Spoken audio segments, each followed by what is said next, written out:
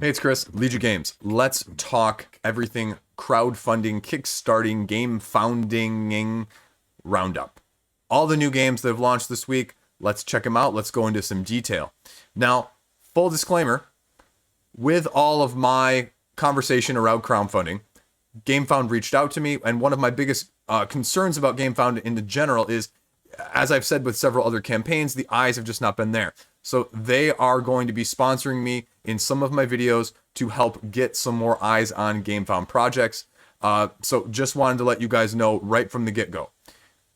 One that obviously we have talked about aplenty at this point is Lords of Ragnarok. It launched last month on the 21st. It is going until November 11. You've seen my other videos talk about this 1 to 4 player Nordic-inspired sci-fi steampunk-esque game with area control, asymmetric abilities, hero battling, monster crashing style of game with, again, very good miniatures.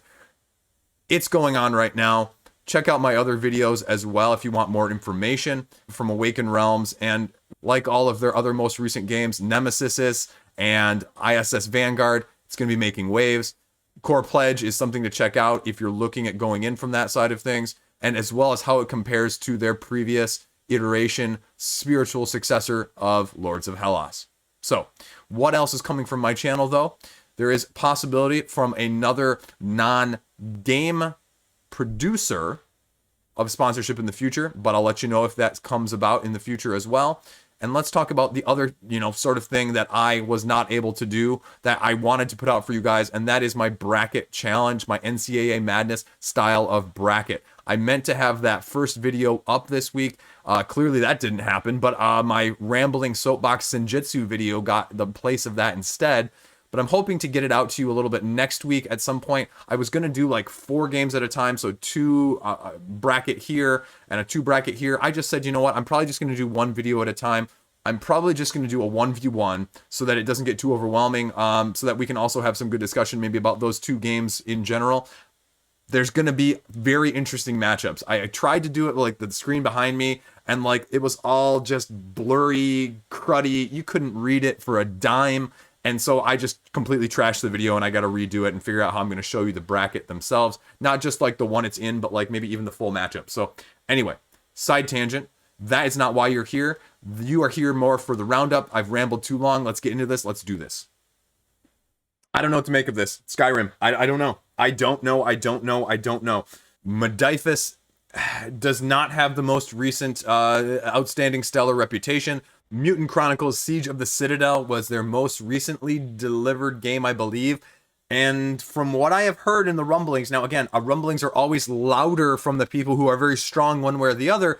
They're not incredibly positive about missing pieces, mold in pieces, not exactly getting the response that they thought in terms of quality control response. So that aside for a second, let's talk about the actual thing in front of us, and that is Skyrim. Now, the interesting thing is, now this is just less than 24 hours in, we're already, almost £500,000, which again is impressive in and of its own right. But as a game that had 25,000 people following it, you've got about 10% of those actually backing it at that point, which, frankly speaking, is a little bit under what I was expecting. And I don't know if that's because of what's out there or because of how things are being perceived or what, but let's talk about it and let's break it down, because this is a very interesting discussion point already.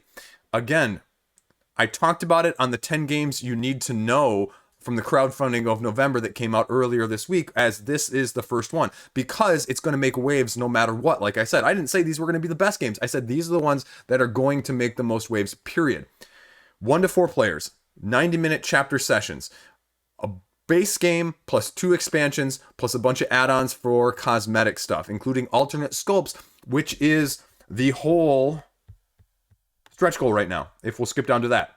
Although it looks like we've got a little bit of a chapter here too as well, but here you can see they're doing a little bit of unlock thing, and all of these monetary ones are all alternate sculpts. Now let's go back up here to the beginning, and okay, we've got some nice generic quotes there that this is Skyrim in a board game. Okay, great.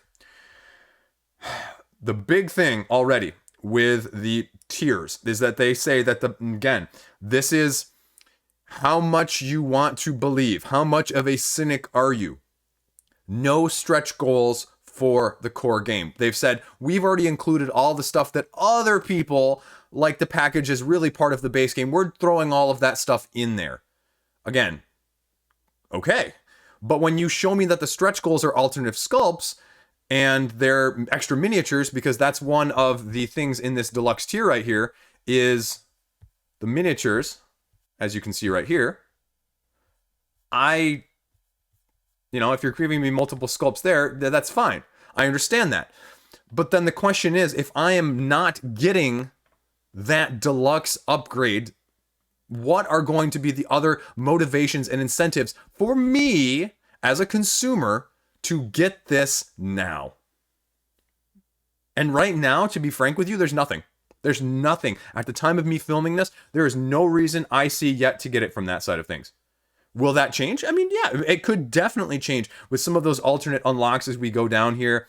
The Gamefound exclusives. We'll see. Could that definitely change? Yeah, that absolutely could. There's special pricing. Again, special pricing, I'm always a little wary of. First wave shipping, don't care about. Gamefound exclusives. Well, so far the exclusives are those sculpts, I believe. And so that's not terribly enticing.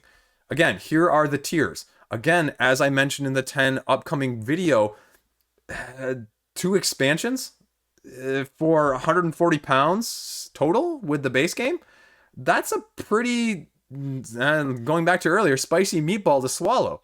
Again, the deluxe tier, deluxeifications are going to cost you £80. That's a ton of money.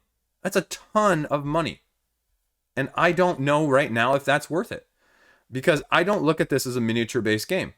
This is a ability check RPG, multiple leveling up skills of like 15 different types, travel, traverse, quest, roll to do these skill checks because it's heavily dice-based, and a little bit of everything else. Now, again, they go through what's in the expansions and how much is this actually going to add. Again, I have no idea. It's interesting, but again, I've seen nothing that makes me go, I need to get this now. And also, you'll notice that, I guess I was wrong. There are no exclusive markers right here. So I'm guessing that maybe we're going to see some of the exclusivity here with these social media goals.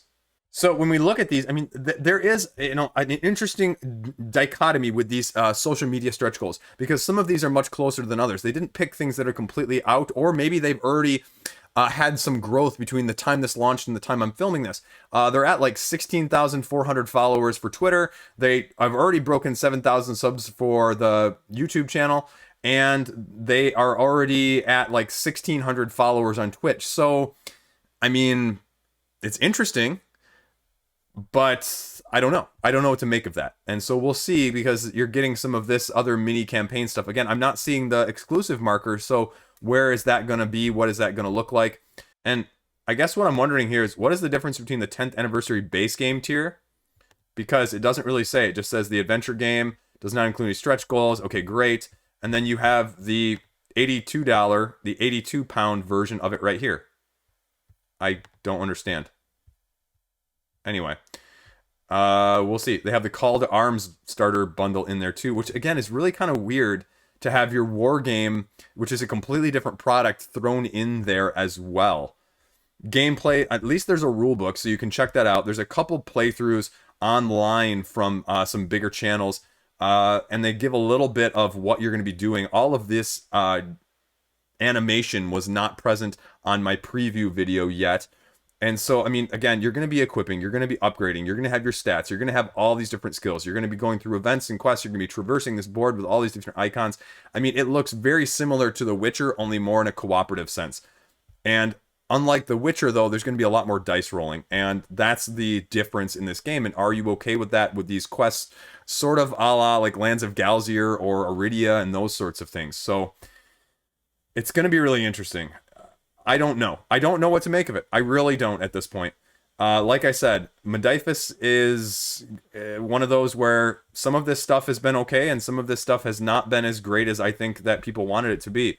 And so we'll kind of see what it looks like as this develops. I think you just need a lot more information right now. I probably wouldn't back this. I'd probably give it another 30 days, to be honest with you, since it's got 32 days left, to see where things are at in 30 days and to see if the value or just the perception of what you're getting and what it's looking like as we get more information changes. So there you go. It's Skyrim, but I mean, is it Skyrim for the sake of Skyrim? Are you going to like it? Or, you know, as someone else said online, is it better to just go play a video game and keep it true from that side of things? So there you go. Next up, we have Mythic's Monsterpocalypse board game revision edition 2.0, 3.0. I'm not really sure, but it is kaiju battling destruction rampage video game on a tabletop side of things. And this is a whole nother video that I'm going to put out at the beginning of the next week, but Kickstarter just formally, in case you missed this, put out their rules for how many campaigns you can have. And apparently they're just not going to be regulating that or actually enforcing their rules. I know, surprise, surprise, right? But they said 3 unfulfilled campaigns, and we're not going to approve your next campaign unless you have those 3. Well, clearly this is not the case. Because if you go over to Mythic's previously created, we have now 6 Siege, not completed. Super Fantasy Brawl Round 2, not completed. Darkest Dungeon, not completed. Hell, not completed. So you already have 4, and they're launching a 5th one that is still not done. So clearly, Kickstarter doesn't really give a crap. They don't. They're full of BS when it comes to that. We're going to see the other test when CMON launches their 50th soon. If we go over to CMON's, there's even more, right? So we've got Masters of the Universe, not done. Marvel United, not done. Zombicide, not done. Animation Collection, not done. Massive Darkness 2, not done. So you've got 5 over there, and they're going to be launching a 6th. So does that 6th one get approved? Probably. Are you kidding me? Kickstarter doesn't care. They're just all about this. So anyway, back to Monsterpocalypse. Let's talk about this. You know, over $250,000. I have no idea what the expectation for something like this is internally or externally. It's about where I guess I would have expected. So let's take a look at it as this monster kaiju battling 3D elemental full of plastic type game. Again, they're saying it's previously compatible with the stuff that was put out previously by Privateer Press. Are you excited by this? Do you need another version? I mean, veteran pledge, 3 to 4 player battle expansion, $59. Okay. So what is it going to cost me to get in? A 1 to 2 player game is going to cost me $120. 1 to 4 is going to be $160. I mean, that's just... We've talked about Kickstarter bloat. We've talked about price bloat. This is a prime example of it. It is. This is something... A 1 to 2 players is going to cost you $120. Now, again, if you want to talk about a 1 to 2 player game, I have yet to fill out my Mythic Battle Ragnarok pledge. I mean... Is there even any question about the value that you're going to get in Mythic Battles Ragnarok, or even getting the old Pantheon core pledge with the stretch goal box for $120 versus this? You know, that's what the comparison has to be made. I mean, yes, obviously this is something different thematically, and yes, this is more smash 'em up. That is more tactical and strategic, probably at a much higher level. So maybe this is a little easier to play as a skirmish game, but you know, it is what it is. Things like that are going to get compared, especially nowadays. Good that they have a rule book up. I like that they're showing a little bit of this up at the top. And I'm also going to say, hey, look, I like the format of this. I like the fact that they've got the rule book right at top. You're telling me what's new right up top. I like that format. Thank you, Mythic, for doing that. You know, there's something to be said of that. Okay, talking about what you're going to be doing, smashing stuff. Okay, why back now? Stretch goals, a little bit of exclusive stuff. As long as they don't say that they're going to be may not make retail distribution, because they've done that on their other ones, which they end up selling through their web shop. So you're always going to be able to get it, but it's just going to cost you a lot more through their web shop. So, okay, Crusher Pledge, that's the one I was talking about over on the side. The Veteran Pledge, if you're coming back in. I mean, these are big miniatures. So I guess you're getting Cthulhu Wars, the skirmish game, I guess, is really what you're getting here. That's what it sort of reminds me of. Going through what you're getting and all of the big plastic chunks, all of the factions, the buildings, the game elements. Okay. Okay, so here we go. I like the animation right here. Okay. When taking a turn, gain power dice. Great. move your monsters, attack, smash, spawn. I mean, okay. It's straightforward. There's not a whole lot of what are you going to get, what is it going to look like from that side of things. A few of the big names here, Quackalope, Man vs. Meeple, expected at this point on this page. A bunch of other language ones, which is great. And that's pretty much it. So I'd be interested, again, if you're looking at this, I guess the question would be, when I look at this, is I go, could you get a skirmish game for $120 that is going to suit your needs and get a lot more, or just one that is a third of the price and has a lot of the same content? That would be my concern, because I don't see anything here that makes me go, this is something completely unique and completely different. Although, again, the 3D aesthetic cannot be ignored, and a lot of people really are digging that nowadays, and if you're one of them, hey, there you go. Check it out, but it's going to cost you a pretty penny. Next up, Class War. I have no idea where this came from. Clearly, this has a following. The Jocobin board game by Jocobin Magazine. It's a print magazine from the left. I don't know what this is going on, but asymmetric strategy game. The largest socialist magazine in the U.S. Okay. I guess the question is, how does this game actually play and what does it look like? You have the worker cards versus the capitalistic cards. And, okay, so what are you actually doing, though? So they say that there are going to be two different levels. Advanced and beginner. Upgrading your workplaces, upgrading your profits, using the money to basically train, build better stuff and more tactics, and then using dice, though. Dice rolling power to change the game, elect figures, and strike for better wages. So, again, those are nice phrases, but I don't actually know what we're doing here.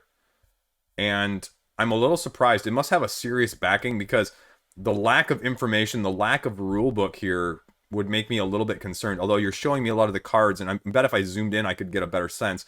And you can see a little bit here, but I don't know about this. There's a lot of unknown for $45,000, and so they must have a serious backing. I guess, $35. Again, it's not a bad price at all, but I'm not going to get into this game, without a lot more information. A rule book, how to play, something else. I don't care if it's by them, but just something. But, there you go. It's on the hotness right now in terms of popularity, so check it out. Next up, Nano 9 Games, a trio of games, and they say 1 to 2 player, minimalistic. So we're going completely opposite direction. And 9 cards, 9 cubes, 9 dice. So it's just under funding. It'll be funded probably easily by the time you guys view this video. So what are you doing? Because these are short games. These are small imprint, footprint games. And what do you need to know? As it says up above, each game, 9 card, 9 dice, 9 cube, which is interesting because 9 dice is a lot in one game. So obviously you're using the dice as more than just rollers. One is going to cost you 21, 42, or 53. So you're definitely saving money with 3. But usually when I see combos of games like this, there's usually 1 or 2 that you really like. And so, even though you're like, oh, well, I'm saving like $10 on this higher pledge. Well, you're not really. You're still paying 11 more than if you only wanted 2 of them, if the third one does you no good. And so saving money by spending more doesn't always work out on this side of things, unlike elsewhere. So, these are easy to get out. That's the whole gist of it. It's a small game, small footprint, easy to play anywhere with high intensity, it says. So what are we actually doing, though? Oh, okay, there we go. Standard Euro game components. Okay, that scares me. That makes it, it's not Liege games then. Liege is like, oh, I'm checking out. I'm good. Okay, we're good. I don't have to worry about spending money on this. So, nano version of some of these other big games that are more classic, and they're trying to make them pocket-sized, basically. 1-player version, okay, of Tramways. City Planner, again, Tower Center mixed with Card City. I think these are interesting things. I definitely think if you're interested as a solo player, these, again, would appeal, just like the Shy Button games. It sort of reminds me of like the Shy Button games, but with a Euro theme or a Euro approach. So, but interestingly, using the dice as well. But they're used more, as it says, to track information and resources rather than rolling them than, where I would prefer to do. Definitely not my preferred use of dice. So, there you go. I don't have a whole lot more to say. Everything is out there, shipping. Rado's got a couple videos up there, so if you're interested in it, check it out. Now, the next two up, it's sort of the opposite of what I would have expected. Jiangnan, The Life of Gentry, this very interesting bag building Euro worker placement style game, is only 2/3 funded, whereas World Auto Racing, which it was marketed as like a CCG, is at $56,000. And if you had asked me prior to launch, I would have predicted the opposite. So let's take a look at what we got going on here, though, because this looks like something very unique on the worker placement side of things. And again, not as one who knows much about that, but again, is worth talking about. And Modias, I'm probably pronouncing that wrong, did Mini Express. One of the train games actually was in the background behind me. But I tried it as an economic like train game, and boy, I wanted to give it a shot because it seemed simplistic enough, but like it's clearly just not for me. So I'm looking to get rid of it right now. Anyway, side note, but it's a good solid game, but it's not for me. And so here you go. Area control, action tile drafting, bag building, worker placement game. So what are you doing in this game? I mean, the theme is that you are an elite class within this time period, and you're skilled in the arts, and you're trying to use your bureaucracy and grow your bureaucracy ability in order to drive things artistically speaking in the direction in which you want to in this game. It looks solid, but I have no idea what it actually entails. So again, is it going to be good? I don't know. Here you go. Mini Express. That was the one I just talking about. Action planning, worker placement. Okay. Again, I like this. They've got a good setup here. They're showing you what you're doing, but this is also the thing where, as a Euro gamer, are you going to want tile drafting and bag building where you're going to be having random pulls? Although it does remind me, I guess, a little bit of something like Orleans, right? Where it has that building bag sort of approach. And is that going to be something that people are interested in? Again, okay, why now is always the question, though. $65 for the retail. Again, I mean, I'm not surprised, but this is the one that people are going to go for. And what are you getting extra? 5th player, metal ingots, extra standees, and a wooden resource pack. So, again, great. Deluxe all-in, okay. Insert, playmat, bag, okay, great. Goes a little bit more into the details of each of these. And I like bag building. I'm a big fan of bag building, but these 4 different mechanisms in terms of worker placement, bag building, and area control, I mean, that's a lot going on. That is a lot going on all at once, and that would be the thing that scares me. And again, language independent, as they say here, is great, but it also means usually that there's a heck of a lot of symbology, and that means the learning curve is a lot higher, which isn't always a good thing. I mean, there's complexity, and there's complexity for the sake of complexity. So that would be my concern. Previews, play now on Tabletop Simulator, stretch goals, add-ons. Here you go of some of the stuff that was included up above. So if you want to piecemeal it, you can. A few of the previews, again, bunch of quotes. I don't know. I mean, I guess I'm a little underwhelmed with the page itself. I think this is one where if you are looking at this, I mean, definitely the combination of those mechanics is unique.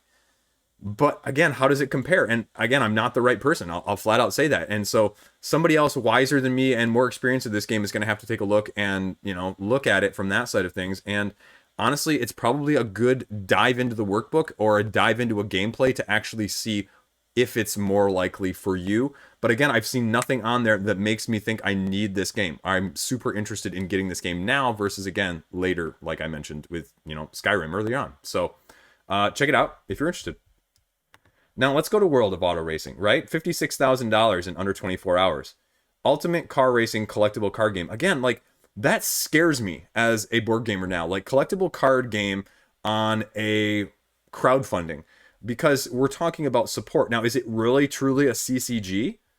I mean, yeah, that's the question. Okay, you have a car, you're installing a bunch of stuff, you're taking the edge, you're racing. So what does it actually do? 5 pre-made decks. You can mix and match, but you're going to have to get 2 copies of it at the twin level to get a full optimal deck building. So, I mean, it truly is deck construction. I don't really have a lot of time for deck construction. And, I mean, pre-built decks are great, but if you really need 2 of everything, that's a lot of money for a card game right now. When you are so many other, like, LCG-esque games that are such proven commodities with such proven support from that side of things. And, I mean, foils, okay, Again, why are you getting it now? Ghost card, foil cards. So again, this is also what worries me when I see CCGs. And I mean, it says no pay to win, but you need 2 sets. So you're already in for $100, which again, compared to some of the other LCG models, I will say is not as high. But then they also say in the future, we're trying to figure out how it's going to be at retail and how are you going to not be just more pay to win, like buy more, get more, be better more. How are you going to make that somewhat more even? So again, I'm not really sure. Now they say again, back and forth between other CCGs, but I guess my concern would still be that although you've got all of these different elements and it looks more like an LCG model, is it going to hold up? Is it going to get support? I mean, this is the first game created by them on here. So, again, not as a bad thing, but just as something to be aware of. I mean, it's got all of these big preview videos. So if it looks like it's up your ilk, check it out. But I'm always a little hesitant with card games and dueling type games on crowdfunding nowadays because there's such a plethora of games that have stood the test of time or stood the test of retail out there already with support, that the question is, will this be supported? Or 3 years from now, is this going to be an out of print one that doesn't have support? And I have no idea, but that's the risk you take on this. And that's why I think right now I don't see anything that makes me go, I need this now. Like one exclusive and some foils, I'd be willing to maybe wager waiting a year or so and seeing if it's really held up, especially with Magic the Gathering being the basis of everything. Even Flesh and Blood, I mean, there are more that fail than succeed. I mean, Flesh and Blood is the last one from a CCG model that people can argue that's come out in the last 5 years that has any traction still. So, I mean, check it out if you're interested, World Auto Racing, but we'll see where it goes. That's going to be a test of time more than anything else. Now we have a reboot of Yashima and Ninja Dice. So, about 40% of the way, I have no clue. I saw this on Facebook after I did my upcoming video last week. And so I'm not really familiar with either of the originals. Player versus player, team versus team combat, miniatures on a hex-based grid. Okay, well, your deck is your attacking and your magic, but it's also your life force. Run out of cards and you lose, but also you want to do some damage. I mean, it's an interesting concept. It's sort of like Unmatched, where your deck, I mean, clearly, again, like it says, is your lifespan. So, okay. Interesting. They address what's different right here, and I like seeing that at the top. So there's going to be changes based on previous criticisms as well, it appears. So good to know. Why back now? Support, yep, okay. So maybe some exclusives, maybe some early delivery. Gameplay, playthroughs, Ninja Dice. Reviews from the Dice Tower originally, rulebook. $25 here for Ninja Dice and the expansion. $25 for just the upgrade for 1 and 2, but if you want to get the actual 1 and 2, it's going to cost you $70. Both are going to cost you $90. I mean, it's not bad. It's not great. It's not bad. So that's about it. So the only stretch goal they've got here is still locked. New box art at 20,000. So again, this is one of those where, yeah, it's definitely an indie, and it might not get a second edition if it doesn't fund. But why get it now too? So with all of these other games that are so similar. Interesting concept. If you're interested in this, check it out. Give it the support if you want to see another edition of this. Speaking of CCGs, again, like a second CCG Elementile. Again, like 2 players, 30 to 60 minutes. You're drafting these different elements and fighting each other as a pre-constructed but also draft style of game in a 4x4 grid where you're moving these cards around. I don't know. 582 cards. That's a lot of cards. How many is it actually going to be that you're going to be using of those 582? Like, I mean, you can see there that there's 6 factions. Is it going to be all usable? Are you going to mix and match? What does it look like? $40 for the base game. For $40 for 582 cards is a lot of cards, not price. I mean, that's actually a good price for almost 600 cards. So, I mean, they talk about the units here. They go through it all. And there's a lot actually going on this, and because you're going to be dealing with sides as well as in front of you and behind you. So you're going to be dealing all sorts of different ways, sort of like Arakan Wars, or even like Summoner Wars a little bit more, a combination of those two, where you're going to be using your resources to then summon units and summoning them wherever you want on the board. Again, like Summoner Wars, and then moving them and attacking them. So it's very much like Summoner Wars in that sense. And so again, the question is, why would I get this over something like Summoner Wars? Right? View the rulebook. Again, pledged here at $40 is not bad. So here you go. Here's the answer to my question. 77 cards, but there's 23 unique. So is that a lot? Is that a little? That's about 3 copies of each card. So again, that's enough. But how many cards are you putting in a deck, right? You're obviously not using all 77, I wouldn't think, in each deck. I mean, that's too big of a deck to actually get through in a CCG. Premium is going to get you an additional 120 cards. Again, they don't say anything about if these are unique or if they're different, and you get some holographic cards as well. So pins, which are kind of cool. Stretch goals, the elements that they talk about, different mechanics to go with each of them, and then they talk about a little bit of other stuff here. Again, I mean, it's just a crowded genre and crowded market. So check it out if you're interested. We'll see where it goes. It's definitely worth giving a look because the aesthetic is cool. But it's a CCG, and what is it going to look like? And will it last the test of time? So there you go. Now we have Titania Ascending. This is one that I was very interested to see what it was going to do because it's a cooperative flip and write. It really hasn't gotten any hype. It really hasn't gotten any promotion, and it's 5,600 out of 9,000, which isn't too bad, all things considered, with the stuff it's going up against even in the first day. XYZ Games making a lot of these smaller type games. And again, this is an interesting concept. I can't think of any other cooperative like roll and writes that we have really seen a ton of out there. I'm sure you guys will, correct me in the comment section because I'm not familiar with a lot of the roll and writes. That's not my preferred mechanism or genre. But it's an interesting concept that I haven't really seen replicated. Now, this is an interesting quote. Like, one of the crunchiest. Okay, it means it's a little bit deeper, it's a little heavier, it's a little bit more thinky, but very thematic. Okay, I get that. Very atmospheric. I have no clue what very atmospheric means. Sorry, I just wanted to point that out. Unique 2-part puzzle. So you're coordinating your plan with the other people on your team, and then you're cooperating to send your, Fae and dragons to do some attacking and do some clearing out. So again, this is cool. Like, this is one that I go remind me on because I want to see what this looks like at the end. Now, the price point is a little bit, okay, $29 for the base game, and it's another $20 for a neoprene playmat, so the question is, I guess, can you do both without it? If you can, well, that's great. If you can't, that'd be a little bit slightly disconcerting. So we'll see if we get down here to the bottom, and well, I would imagine you can do both. I would be surprised if you couldn't. So if you just want a really nice mat to play on either side, that's great. Choose a card, choose a rune pair, so you got a little bit of like Cascadia picking there. Draw that vision on your map, okay. And then open the portals and send your stuff across, and you can shade it in if you've got the right stuff. I mean, this looks kind of cool. Like, the only one I really play is Cartographers, but I think this one would be interesting. Again, like I said, check out the rulebook, check out this one. I'm a little surprised this one isn't doing better. I think it's just flown under the radar. I think this is one that could be like a sleeper hit of the roll and writes. I'm really surprised more people haven't really seen this yet, and maybe that's just it. Maybe that's what my job is to give games like this a little bit more exposure. So if that's what it is, that's cool. I hope you guys are watching this part because they've got a few different mechanisms. They've got a few different creatures that you're going to be using. Again, for $29, again, the question is, well, why get it now?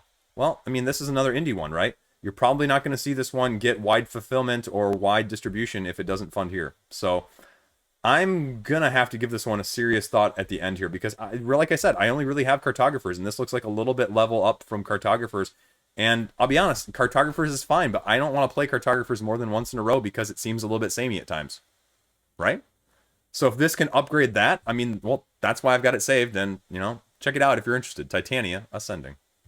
Next up, this is a very interesting one. From Mixtape Massacre, the same people who brought you that. This is Float from the Deep. It's already almost 3/4 of the way funded, and this has a very different aesthetic. It's a very interesting style of take that card playing, mechanistically driven game. And you are out on the sea for 7 days, and you're going to have 3 actions per day that you're going to be taking in terms of playing cards, drawing cards, or using cards in some way.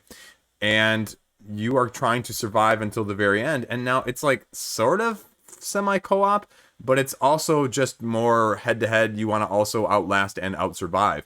And during your turns, you're going to be trying to play these cards to help you, to downgrade other people, to attack the creature that may be attacking you, but also avoid getting more danger, which means at the end of the round, you then also have to fight the creature that's out. There is definitely a lot of take that in this game, and so if you're interested, you should know that in the first place. It looks like it's relatively well priced, and it's just going up against a lot of tough competition recently. $39 with the core, and then if you're day one, you're getting this just exclusive card. So I mean, it's not anything exclusively, massive by that means. And there are a couple expansions, which again, how do you feel about like day one expansions? And here's the Cthulhu one. Now this is a booster pack, and then there's this Davy Jones exclusive card. So again, you're going to be seeing a little bit of exclusives here, but this is only for the $55 or as an add-on, which I guess so. Okay, I guess so. It brings the price point up. They run through how to play here. You're going to have 3 parts, the morning, the afternoon, and the night, 21 turns per player. Like I said, 3 turns per day. So, of those 3 of the 7, obviously you do the math there. And then it talks about your asymmetric player card that you're going to be utilizing, your danger track to avoid the creatures, and then, what I said before, drawing, playing, discarding cards of the actions that you can do, the different cards that you're going to be using in terms of the downgrading, the upgrading, instant effects, water, which is needed to survive, and you have to discard it at the end of every turn, and then wild cards are going to do a little of everything. Now, to be clear, though, there's positives and negatives in these situations, including the instants that you're going to be, pressing your luck with. And so, again, if you want to press your luck, or if you want to be drawing, you could just draw the wrong card from the wrong deck at the wrong time and, be affected by that. I mean, it looks cool. This is one where I go, remind me, and you can get the booster pack down here, which, again, is expensive. I guess you're getting both of these for what, $16? So that's the equivalent. Okay. And that's it. That's really all you need to know. There's a little bit more down here about who they are, but interesting. We'll see what ends up happening with it. Float. Check it out, though. Another one that I am not as familiar with, but I'm going to mention it because it's tabletop-esque. It's not board game, but it's Infinity Deathmatch. This is a skirmish match game from the Infinity Universe, and that's why it's got such a big following. Corvus Belli has a very, I think, more pronounced retail side of things as well, and online presence in terms of the skirmish side of things, so it's not a complete unknown. But like a lot of these skirmish-based miniature games, I mean, it is expensive. What is the core pledge? The core pledge was something like, 120 euros. And that, now, this is the interesting thing, and say what you will about what I said about Skyrim, but 120 euros, you're getting 4 of these guys, you're getting 8 metal miniatures, and then this one big guy, right? But the stretch goals, and we'll get to those in a second, I guess, the Platinum Pledge, which gets you the Mega Beast, the Scenery Pack, and another expansion for $250. $250! That's insane.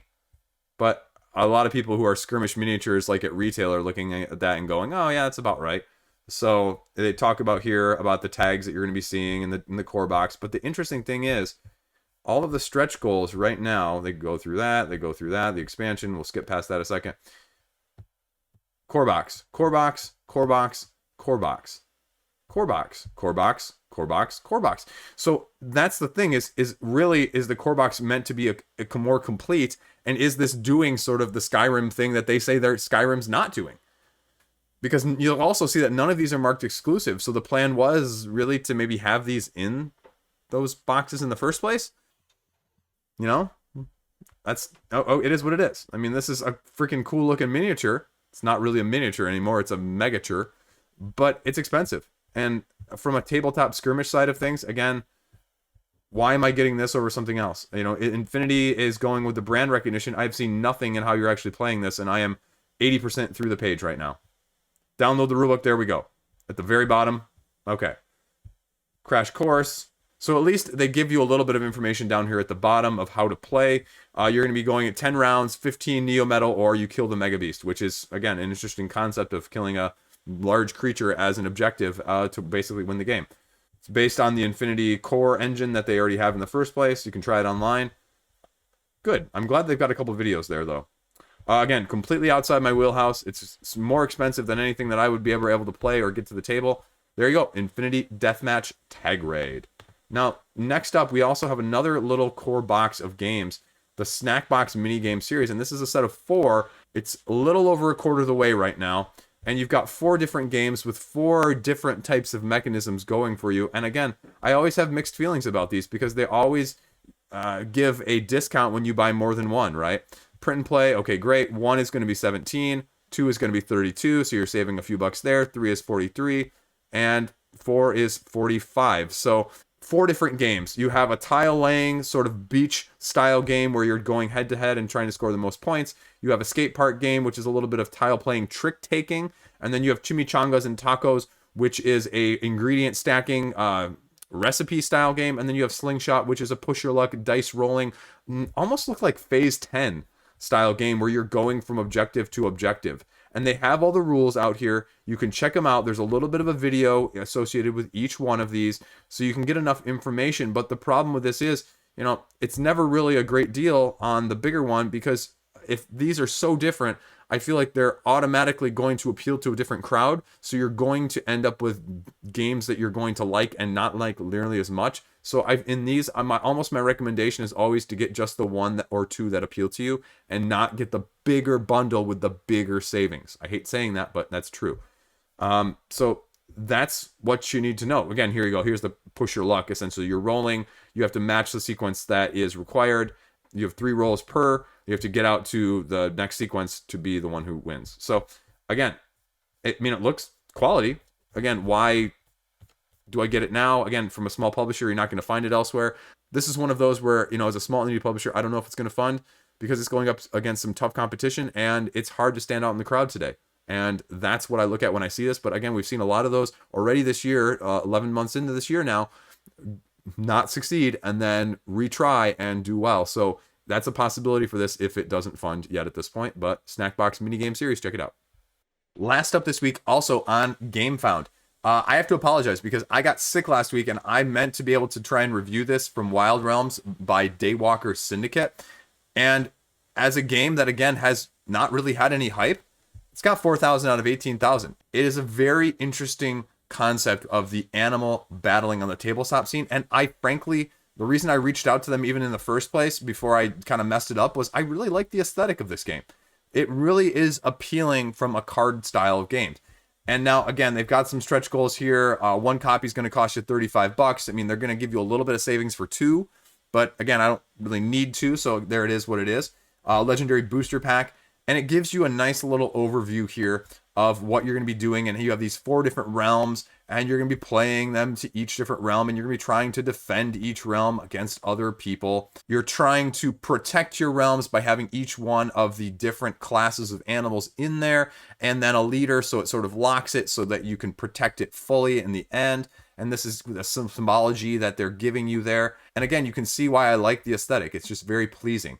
And so you can do duels if you fall behind, so some of a catch-up mechanic there. Again, it's kind of a cool concept. I wish more people were aware of this, because I think it'd be worth checking out. Unleash legendary cards. You saw the legendary pack up above. Some videos here with overviews and a little bit about them. I mean, $15 is a little bit expensive for a $35 game, but I mean, for an indie game, it is what it is. I'm a little bit curious why their funding goal is so high. That's the biggest question for this page for me.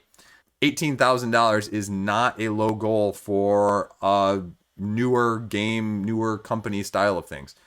But this is one of those, another ones where I would say, really check this one out, because it looks very aesthetically pleasing. How does it compare, though, as a, 2 to 4 player dueler? And is this really, and that's my biggest criticism of these duelers, is it going to be really 3 and 4 player effective? Or is it really like 2 versus 2 teams? Is it really just really a 1 versus 1 marketed style game instead?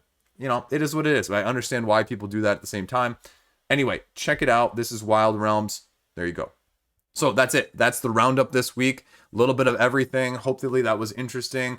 Definitely a little bit of a lull week, to be honest. It just kind of is. So that's okay. As I mentioned at the beginning, maybe try and get that bracket one out. At some point, I'll probably do some sort of video of Skyrim talking about it a little bit more in depth. But unlike some of the other big campaigns that are sort of winding down right now, I think Skyrim is really going to be within the last week or so, because with all of the changes, with all of the feedback they've been given and sort of seem to be somewhat receptive to, that I've seen with the updates that have come out even since I filmed my original part of this, it's probably going to change shape and form. And so I think if I'm going to do it justice, I really need to see what all they have in store, because they've got all sorts of stuff coming out of the woodwork right now.